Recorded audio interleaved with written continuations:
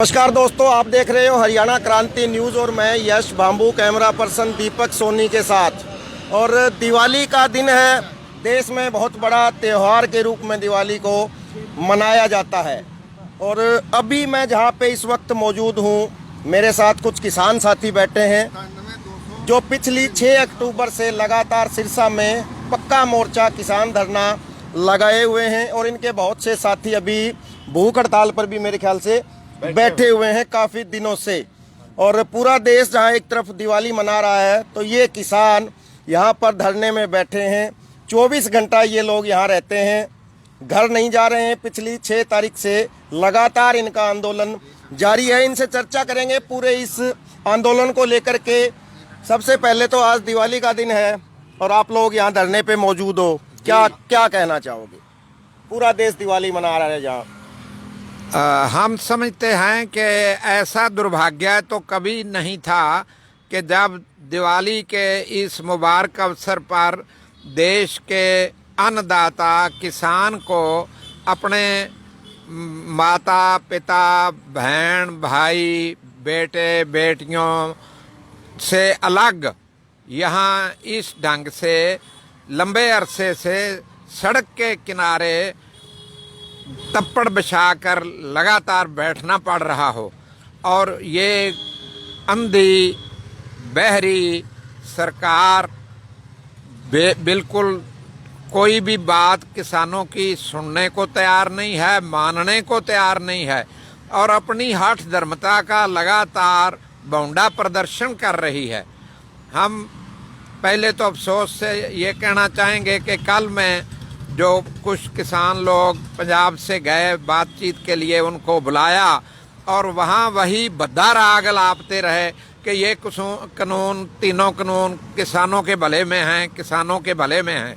हम कहना चाहते हैं कि अगर ये कानून किसानों के भले में थे तो इनको पास करने से पहले आपने किसान जथेबंदियों के साथ कोई विचार विमर्श किया?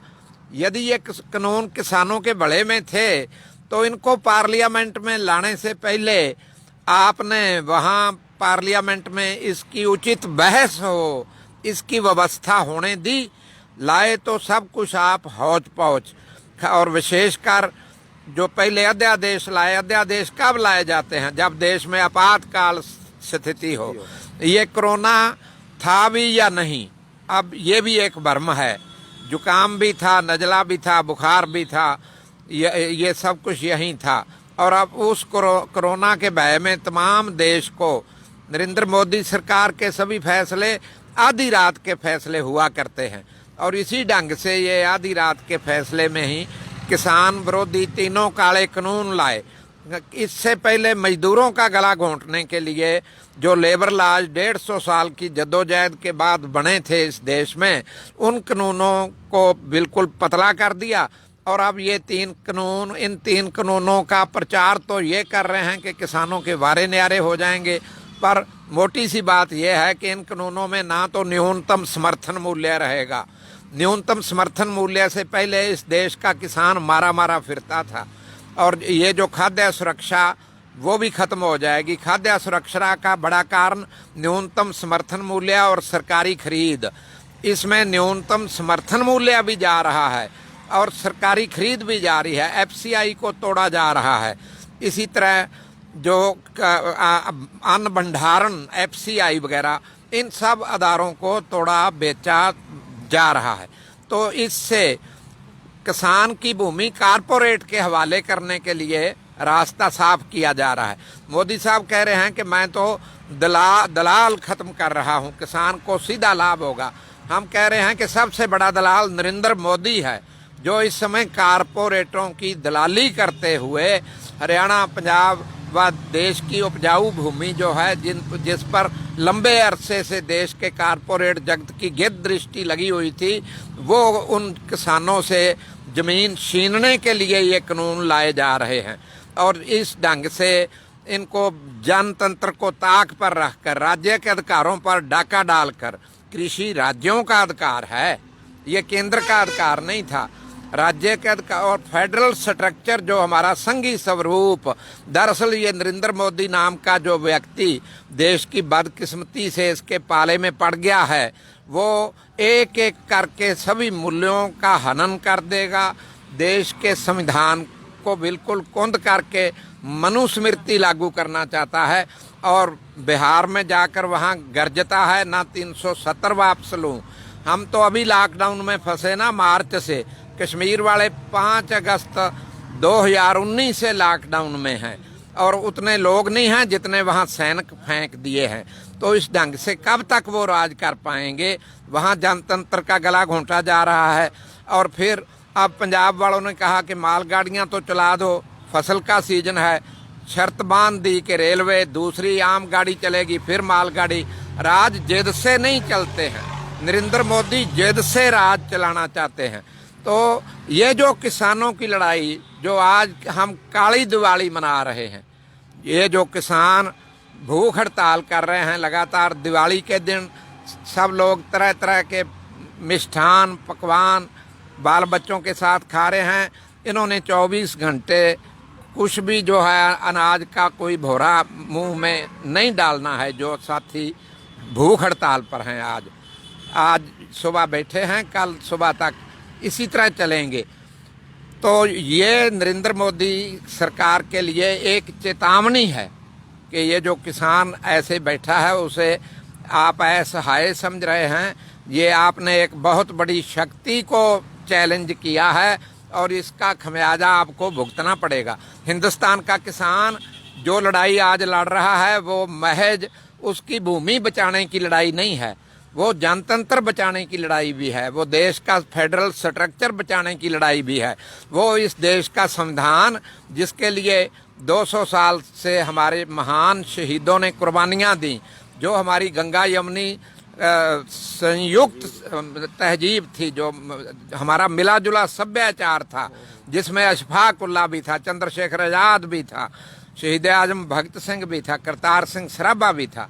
अभी हम परसों यहाँ करतार सिंह सराभा का शहीदी दिन भी इसी जगह 16 नवंबर के दिन 1915 को उनको फांसी दी गई थी और वो उन शहीदों को याद करेंगे, उनसे प्रेरणा लेंगे कि वो हमें भी ये बल बख्शें कि हमारे किसान लोग इस लड़ाई को फतेह तक ले जाएं। और इस गूंगी बहरी सरकार को आज ये साथी शाम के समय मशाल जुलूस भी निकालेंगे ताकि आम लोगों तक गुहार लगाई जाए कि ये कैसी निकम्मी नठल्ली सरकार से पाला पड़ा है जो किसानों के संशयों का समाधान करने के लिए मैदान में नहीं आ रही। यहाँ ये जो धरना लगातार चल रहा है, ये मोदी सरकार, हरियाणा की खट्टर सरकार, उसके जो सहयोगी हैं दोनों दादा पोता चौधरी रणजीत सिंह चौटाला एवं Dushyant Chautala deputy chief minister, उनके इस्तीफे के लिए यहाँ लगातार किसान भाई भूख हड़ताल और धरने पर आ रहे हैं। हम समझते हैं कि उनको भी सद्बुद्धि आनी चाहिए और वो भी अपनी ये जो संघर्षरत किसान हैं इनके पाले में आएं और किसान विरोधी सरकार को चलता करने के लिए लंबी लड़ाई में किसानों का सहयोग करें। धन्यवाद। एक तरफ तो जहाँ पे पूरे पंजाब का किसान है, हरियाणा में बहुत ज्यादा किसान संगठन, किसान जत्थेबंदियां पूरे देश में विरोध कर रहे हैं इस कानून का, ठीक है। लेकिन जहाँ बीजेपी सेंटर सरकार हो, चाहे हरियाणा की सरकार हो, उसके तमाम मंत्री हो, सहयोगी हो, वो लगातार दावा कर रहे हैं कि इन 3 कानूनों से किसानों का फायदा ही फायदा होगा। और दूसरी तरफ जो हरियाणा में जो आंदोलन चल रहे हैं उनको कहीं ना कहीं वो कांग्रेस समर्थित बता रहे हैं किसानों को। अब इस पर आपकी क्या राय है और क्या आप मानते हो कि सरकार अपना कदम पीछे लेगी तीनों कानूनों को लेकर? ये जो कहना है कि ये कानून किसानों के भले में है, भारतीय जनता पार्टी की विचारधारक स्रोत राष्ट्रीय स्वयं सेवक संघ है। राष्ट्रीय स्वयं सेवक संघ वाले जो सज्जन हैं वो गोबल्ज की विचारधारा के अनुयायी हैं और गोबल्ज ये कहा करते थे कि एक झूठ को आप 100 बार बोलोगे तो लोग मान लेंगे कि ये सच है। तो ये बात तो उनकी रही कि ये कानून किसानों के भले में है। ये तो गोबल्ज प्रापेगंडे का एक भाग है, ये किसानों के भले भले में नहीं है। बाकी रही इस किस्म के मिथ्या दोषारोपण कि ये कांग्रेस की लड़ाई है या किसकी लड़ाई है, ये बिल्कुल मतलब ये बेहुदा बात है। ये किसानों की अपनी लड़ाई है। इसमें अगर कांग्रेस समर्थन करे, इसमें अगर बीजेपी का किसान विंग भी आकर हमारे साथ शामिल हो तो हम उसका भी स्वागत करेंगे।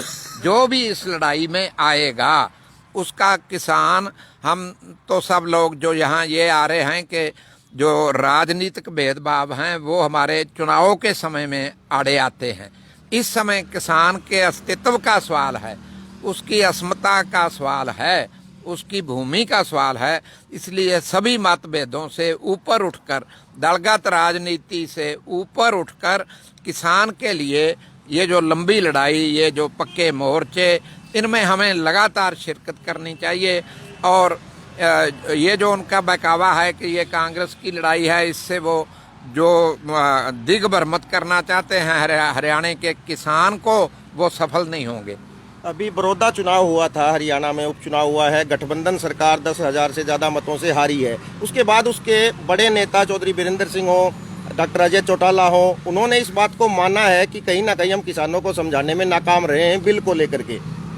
वो किसानों को समझाने में नाकाम नहीं रहे, दरअसल वो मान तो ये रहे हैं कि ये जो तीनों काले कानून और बिजली बिल 2020 और ये जो नया पर्यावरण के सवाल पर 1 करोड़ कैद और 1 करोड़ जुर्माना, 5 साल की कैद वाला पराली अवशेष, फसल अवशेष जलाने पर, वो ये मान रहे हैं कि ये सभी कानून, इस ढंग के घोर कट्टर किसान विरोधी कानून भारतीय जनता पार्टी के कफन में आखिरी कील सिद्ध होंगे।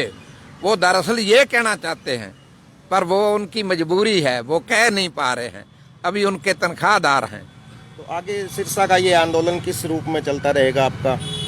सिरसा का ये आंदोलन जन सहयोग के साथ, जैसे जैसे भी जिस किस्म के उतार चढ़ाव आंदोलन में आते रहते हैं, उसी ढंग से हम इसे चाहेंगे कि ये अपनी मंजिल तक अभी लंबा चलेगा और अपने वांछित परिणाम तक इसे जाना होगा जी। आप लोग दिवाली के दिन भी यहाँ काली दिवाली मना रहे हो सारे किसान? हाँ, ये सभी किसान अपना घर बार छोड़कर यहाँ काली दिवाली मना रहे हैं और अपने अज़्म का, अपनी निष्ठा का, उसका परिचय दे रहे हैं कि हम लोग लड़ाई के मैदान में हैं, संघर्ष के मैदान में हैं।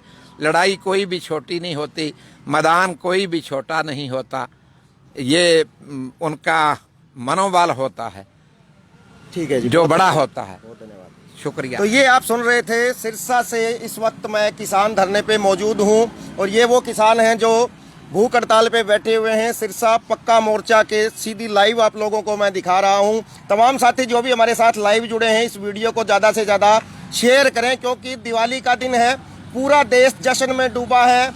और चाहे किसान हो, जवान हो, चाहे कर्मचारी हो, व्यापारी हो, हर शख्स चाहता है कि दिवाली के दिन घर पे रहे, बच्चों के साथ रहे, अपनी खुशियाँ मनाए। लेकिन बदकिस्मती ये मैं कहूँगा इन किसानों की और इस किसान कौम की कि जिसके लिए लड़ने वाले ये सारे किसान आज दिवाली के दिन भी धरने पे बैठ के काली दिवाली ये सारे किसान यहाँ पे मना रहे हैं। तमाम साथी जो भी हमारे साथ लाइव जुड़े, सभी साथियों का बहुत बहुत धन्यवाद। सभी साथी लाइव छोड़ने से पहले इस वीडियो को ज़्यादा से ज़्यादा शेयर कर दें। आप देख रहे थे हरियाणा क्रांति न्यूज़। आप सभी साथियों का बहुत बहुत धन्यवाद।